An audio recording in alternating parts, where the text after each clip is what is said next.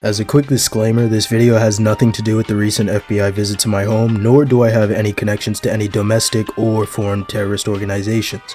I have no possession of explosives nor the knowledge on how to make any, and my platform has never been used to promote or incite violence. This video is for educational analytical purposes. Also, despite the title and thumbnail, I don't want this video to come across as me making neurodivergent people the butt of any jokes or for this to be a laughing matter, especially as someone who, as far as I know, is not a part of the community. But anyways, enough disclaimers, let's get into the cases and how you can protect yourself against federal overreach. According to a new report by The Intercept, 4 undercover FBI agents posing as ISIS members convinced an autistic teenager to attempt to join ISIS and then arrested him on terrorism charges shortly after his 18th birthday. Entrapment is often a term used in legal defenses where a defendant claims that they were induced or tricked by a government agent, like a police officer or ATF officer, to commit a crime they wouldn't have otherwise committed. Conveniently enough, entrapment is not considered a crime, but if I, as a political content creator, were to incite or trick one of you guys into doing something illegal, I would most likely get a felony. In my Black Lives Matter and Police Reform deep dive, I interviewed Zebediah Hall. To make a long story short about a video you should watch after this, a sex offender turned FBI informant tried getting Zeb and other police reform activists in Denver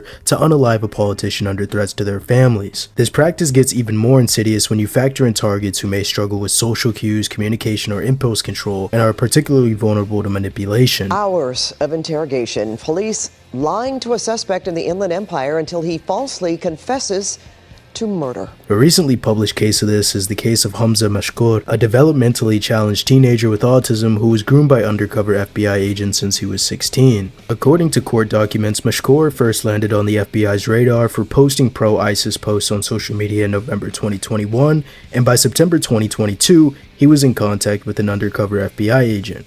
For the record, he would have been 16 at this time. I hate you like I'm young. He eventually ended up with 4 total FBI agents staying in contact with him undercover, playing along with his ideologies.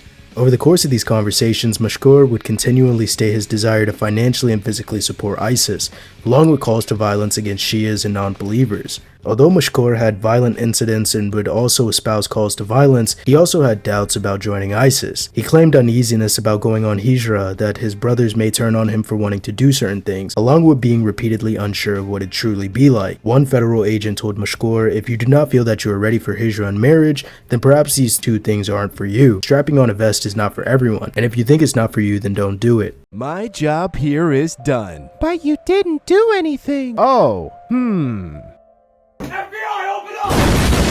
If a teenager with autism and a past of anger issues and alienation tells you that they want to do horrible acts against civilians and join a terrorist group, you don't go, "Well, maybe terrorism isn't for you, buddy," while you have your coworkers lead him on and enable his fantasies. That's fucking psychopathic. They also did this to another teenager named David Daniel Myers from Denver, Colorado. Between Zeb, Mashkour, and this kid, it seems like the moral of the story is to not go to fucking Denver. Meyer, who had a history of mental illness, was reported to authorities by his mother, who was deeply concerned about her son's erratic behavior and violent threats towards the US government. Rather than receiving help for his mental issues though, the FBI decided to deploy 2 undercover informants to develop a relationship with Myers after his 18th birthday.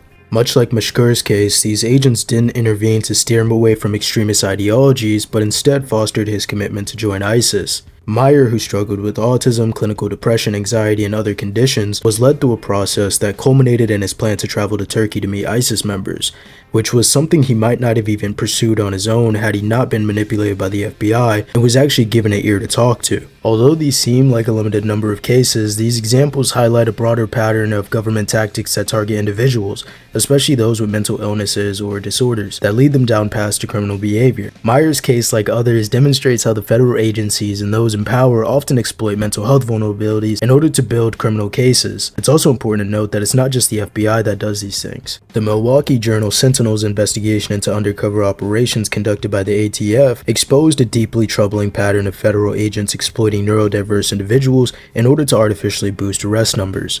Shocker. Rather than targeting high-level offenders, the ATF's tactics frequently prey on those least capable of understanding their rights or resisting coercion. The ATF has also been exposed for setting up fake pawn shops, offering inflated prices for stolen goods and firearms along with other illegal stuff. This creates an incentive for theft or even for people in need to give up their only belongings, with some defendants breaking into homes and even police cars to supply the undercover operations. In Wichita, Kansas, ATF agents recruited Tony Bruner, a young man with an IQ in the mid-50s. guise, a level considered extremely intellectually deficient, to help broker illegal gun sales. Despite his grandmother's warnings, Brunner believed that the undercover agents were his genuine friends, even referring to them as his bosses. He was eventually arrested and sentenced to 3 years in prison for crimes he didn't even fully comprehend.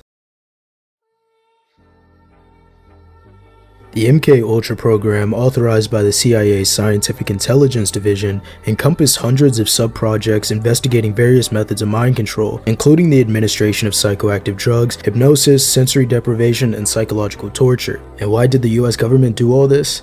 Because they thought communists had unlocked the key to brainwashing people. American officials suspected that the soldiers had been subjected to what they thought were new communist mind control techniques.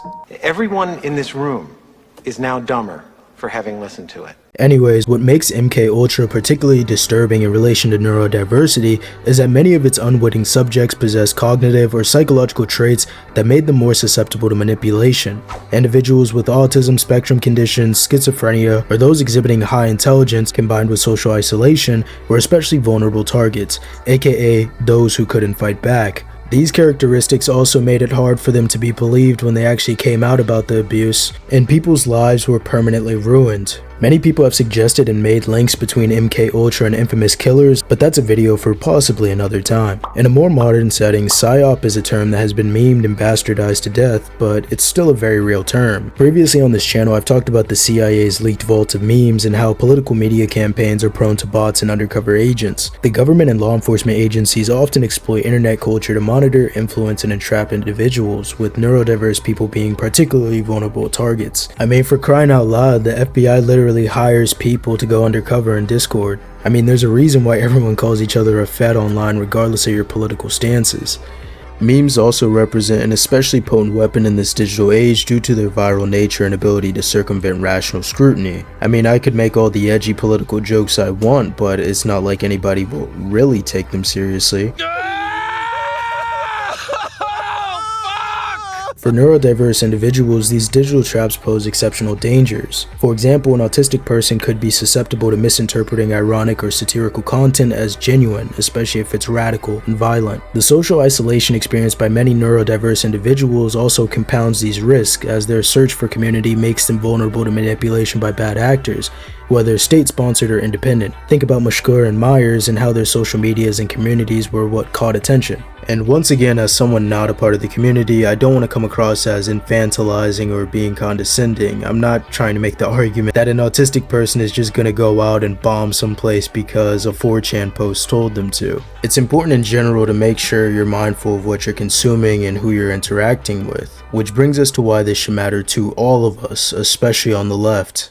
Trump taps Palantir to compile data on Americans. The Department of Homeland Security said Ozturk was detained because she'd, quote, engaged in activities in support of Hamas. The informant also encouraged activists to purchase guns and commit violence. In the end, the question remains, if the feds can so easily weaponize the vulnerabilities of disabled individuals without consequences, who's truly safe from such tactics? The federal government's systemic exploitation of the neurodivergent and mentally ill, from grooming autistic teenagers like Hamza Mashkur into ISIS plots, to entrapping intellectually disabled men like Tony Bruner in fabricated gun stings, reveals an ugly truth. Modern counterterrorism often manufactures threats rather than stop them. The same FBI that entrapped Mashkur ignored warnings about the Parkland shooter. The same ATF that locked up a brain-damaged heroin addict lets actual arms dealers in the cartel walk through loopholes and go away free. Recently, the US government has intensified its crackdown on leftists and pro-Palestine organizers, employing sophisticated digital surveillance, psychological operations, and entrapment tactics to criminalize dissent, from FBI informants infiltrating activist circles to Homeland Security monitoring social media for extremist content. The state has weaponized post-9/11 counterterrorism frameworks against movements for Palestinian liberation, racial justice, and anti-imperialism. This repression is not random but systematic, a deliberate strategy to dismantle effective organizing by creating an atmosphere of fear, distrust, and legal vulnerability. Federal agencies have refined their tactics in the digital age, using online spaces as hunting ground for potential target. Undercover agents now routinely pose as fellow activists in encrypted chats, social media groups, and protest planning forums, where they encourage radical rhetoric or legal actions to manufacture criminal cases. You know, I've been working with the government, right, Tone? Don't say it. Come on, Tone. always assume you're being watched. The first rule of digital security is to operate under the assumption that state agencies monitor all major platforms. You have no privacy online. Everything that you search, even incognito, can be taken by your ISP and brought up in court. Pervert. Number 2, recognize and resist entrapment when you can. Be wary of new allies who push extreme actions too quickly or encourage illegal behavior. Federal informants, from my research and the people I've talked to on this channel, often ask probing questions about past activism or try to persuade them that their actions aren't radical or violent enough. 3, separate your personal pages and your political pages. 4, know your rights. If approached by law enforcement, don't answer any questions without a lawyer. You have the right to remain silent. Use it. You're sitting in the police transport van after a protest? Shut the fuck up. In a holding cell with your comrades? Shut the fuck up. Cop knocks on your door? Shut the fuck up. Do not consent to any searches if they don't have a warrant. That's a big one. If arrested, demand a lawyer immediately and say nothing until they arrive. Even if you don't have one, bluff. Like, even if they have to give you a public defender. Also, if you do decide to speak, pick your words very, very carefully, because God forbid if it does escalate to a court of law and you say something that you didn't say before, yeah, they're gonna take anything. And that's because the state fears effective organizing and always has to make itself seem useful, which is why it invests so heavily in surveillance and entrapment. But by practicing disciplined digital security, recognizing infiltration tactics, and maintaining strong legal knowledge, activists can continue the struggle while minimizing risks. The goal is not paranoia but resilience, understanding the threats without being paralyzed by them or fed-jacketing everyone. And as the crackdown on being anti-Israel or anti-Trump administration increases, the state will always criminalize dissent. Our responsibility is to outmaneuver their tactics, protect one another, and keep organizing. Solidarity is our best defense. If you've gotten this far, thank you so much for watching. Next video should be about nuclear testing. So that should be a good one. So stay tuned, and thank you guys for all the support. And if you got this, once again, if you got this far and like you're a new subscriber, Communist mind control techniques.